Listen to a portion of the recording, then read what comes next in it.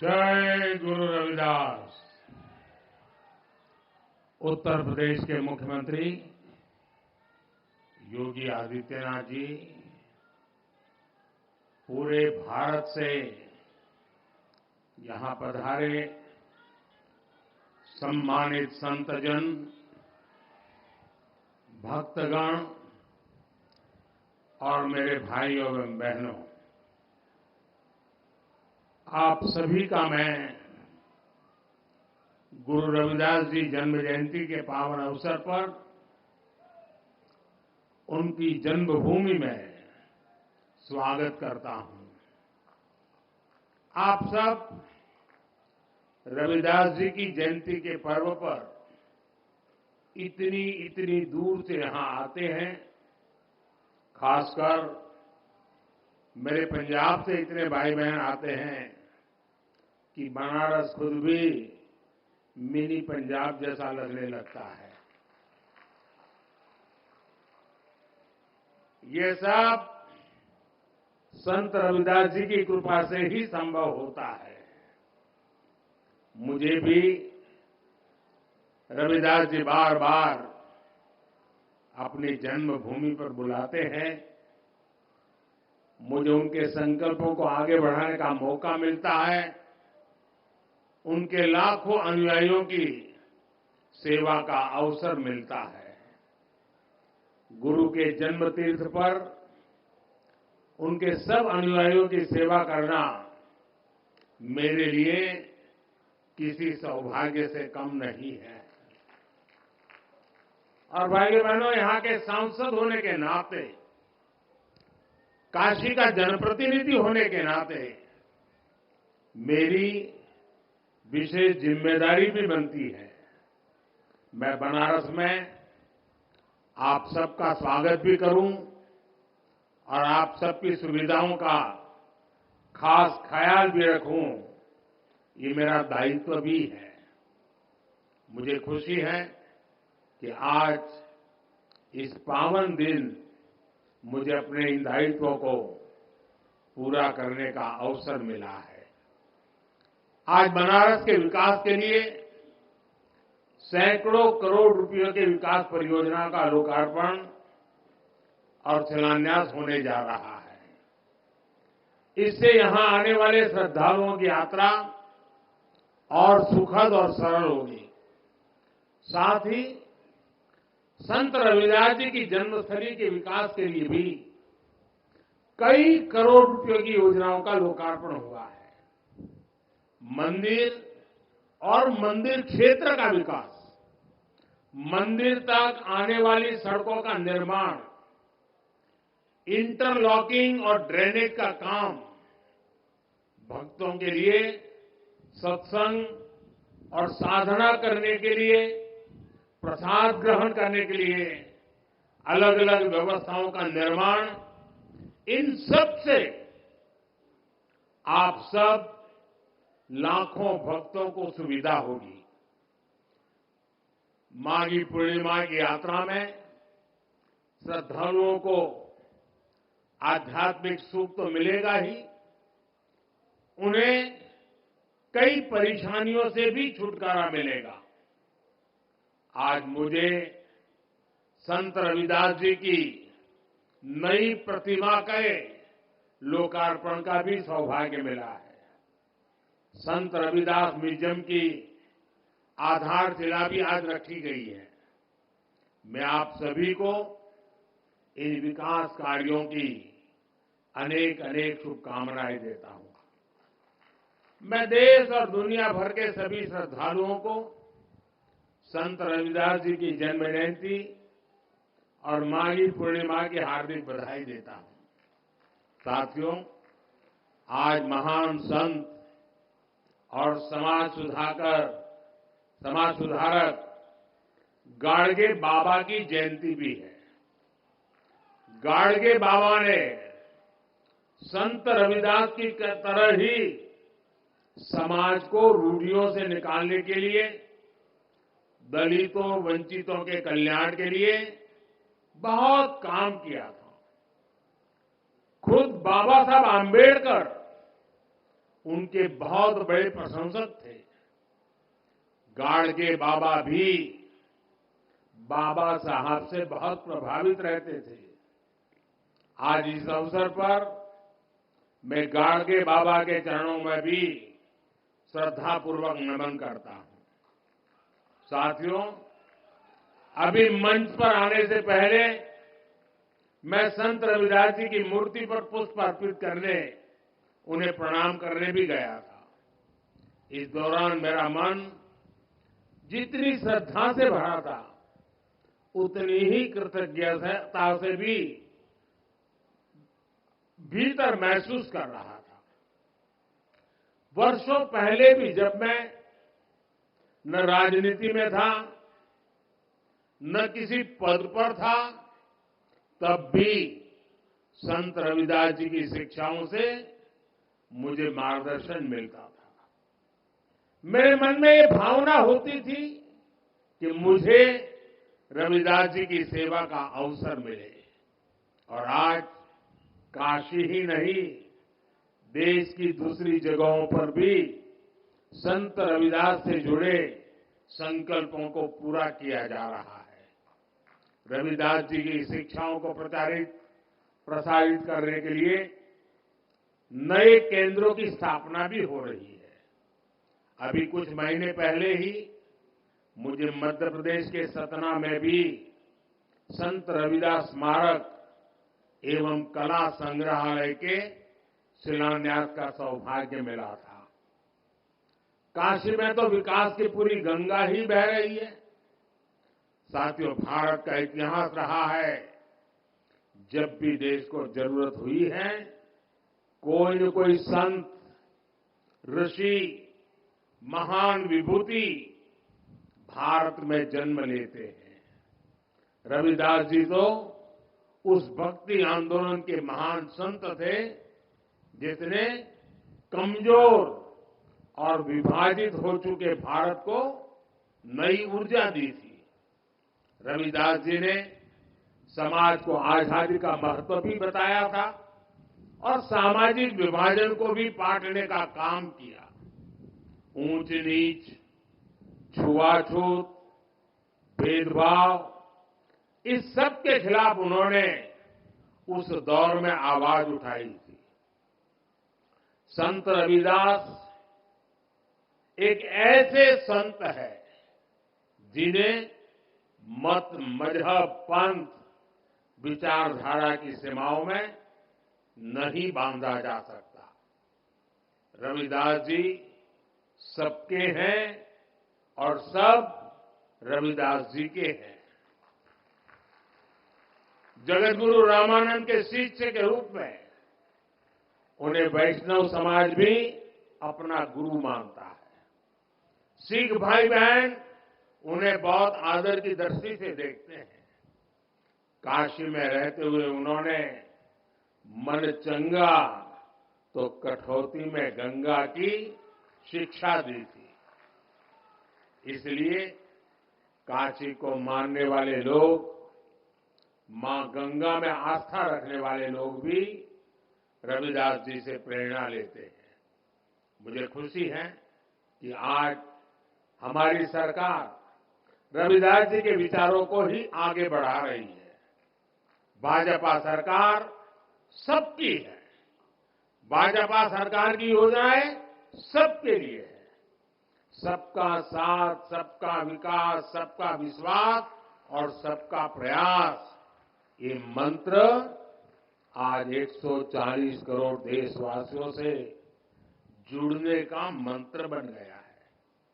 साथियों, रविदास जी ने समता और समरसता की शिक्षा भी दी और हमेशा दलितों, वंचितों की विशेष रूप से चिंता भी की।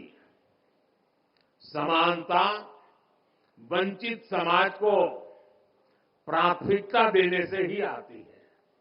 इसलिए जो लोग, जो वर्ग विकास की मुख्य धारा से जितना ज्यादा दूर रह गए, पिछले 10 वर्षों में उन्हें ही केंद्र में रखकर काम हुआ है। पहले जिस गरीब को सबसे आखिरी समझा जाता था, सबसे छोटा कहा जाता था, आज सबसे बड़ी योजनाएं उसी के लिए बनी है। इन योजनाओं का दुनिया में सबसे बड़ी सरकारी योजनाएं कहा जा रहा है। आप देखिए, कोरोना की इतनी बड़ी मुश्किल आई, हमने 80 करोड़ गरीबों को मुफ्त राशन की योजना चलाई। कोरोना के बाद भी हमने मुफ्त राशन देना बंद नहीं किया, क्योंकि हम चाहते हैं कि जो गरीब अपने पैरों पर खड़ा हुआ है वो लंबी दूरी तय करे, उस पर अतिरिक्त बोझ न आए।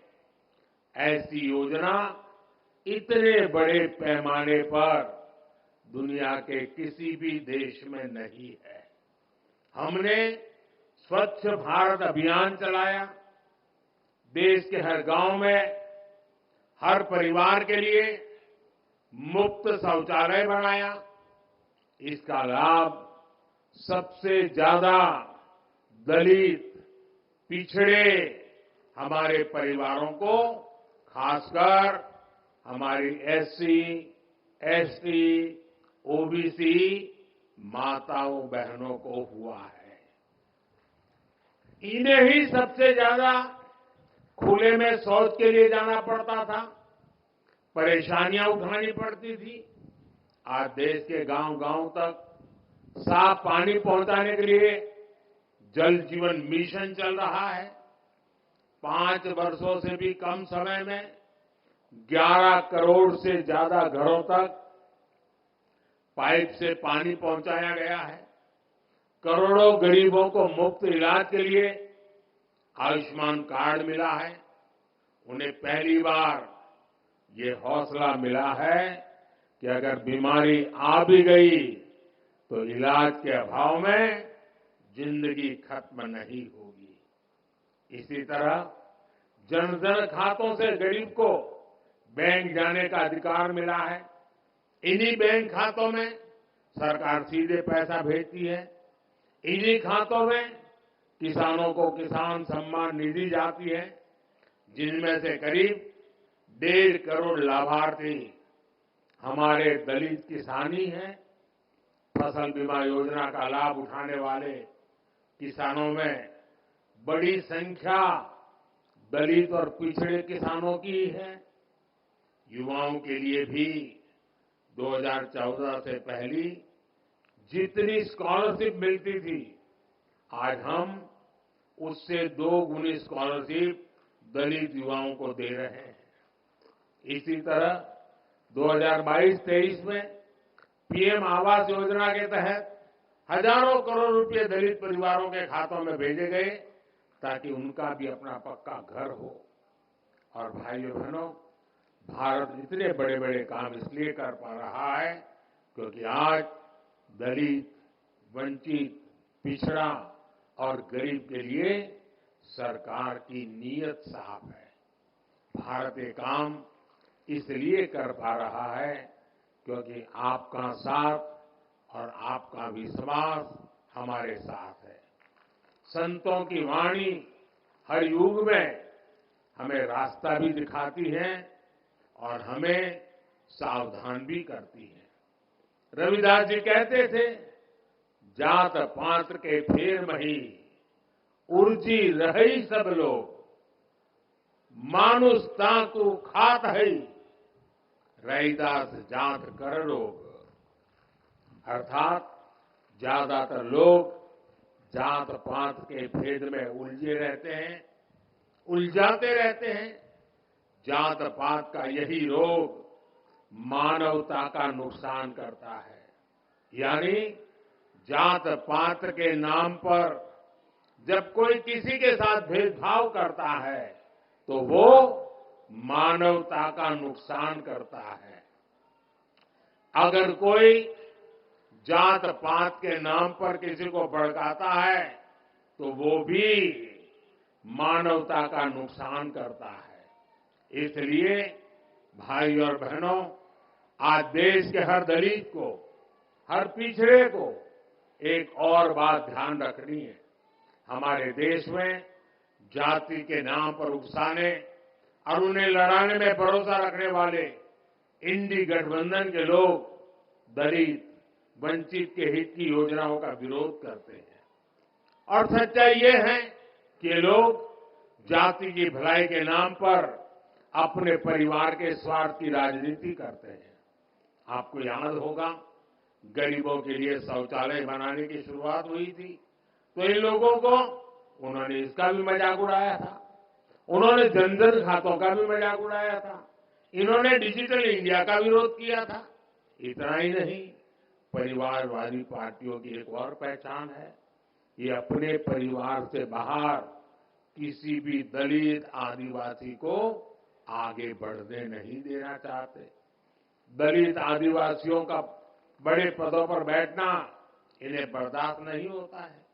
आपको याद होगा, जब देश में पहली आदिवासी महिला राष्ट्रपति बनने के लिए महामहिम द्रौपदी मुर्मू जी चुनाव लड़ रही थी, तो किन किन लोगों ने उनका विरोध किया था? किन किन पार्टियों ने उन्हें हराने के लिए सियासी लामबंदी की थी? वे सब की सब यही परिवारवादी पार्टियां आई थी जिन्हें चुनाव के समय दलित, पिछड़ा, आदिवासी अपना वोट बैंक नजर आने लगता है। हमें इन लोगों से, इस तरह की सोच से सावधान रहना है। हमें जातिवाद की नकारात्मक मानसिकता से बचकर रविदास जी की सकारात्मक शिक्षाओं का पालन करना है।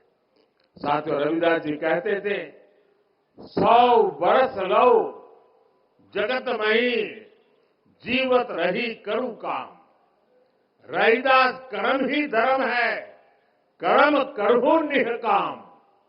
अर्थात 100 वर्ष का जीवन हो तो भी पूरे जीवन हमें काम करना चाहिए, क्योंकि कर्म ही धर्म है। हमें निष्काम भाव से कर्म करना चाहिए। संत रविदास जी की शिक्षा आज पूरे देश के लिए है। देश इस समय आजादी के अमृतकाल में प्रवेश कर चुका है। पिछले वर्षों में अमृतकाल में विकसित भारत के निर्माण की मजबूत नींव रखी जा चुकी है। अब अगले 5 साल हमें इस नींव पर विकास की इमारत को और ऊंचाई देनी है। गरीब, वंचित की सेवा के लिए जो अभियान 10 वर्षों में चले हैं, अगले 5 वर्षों में उन्हें और भी अधिक विस्तार मिलना है। ये सब 140 करोड़ देशवासियों की भागीदारी से ही होगा। इसलिए ये जरूरी है कि देश का हर नागरिक अपने कर्तव्यों का पालन करे। हमें देश के बारे में सोचना है। हमें तोड़ने वाले, बांटने वाले विचारों से दूर रहकर देश की एकता को मजबूत करना है। मुझे विश्वास है कि संत रविदास जी की कृपा से देशवासियों के सपने जरूर साकार होंगे। आप सभी को एक बार फिर संत रविदास जयंती की मैं बहुत बहुत शुभकामनाएं देता हूं। बहुत बहुत धन्यवाद।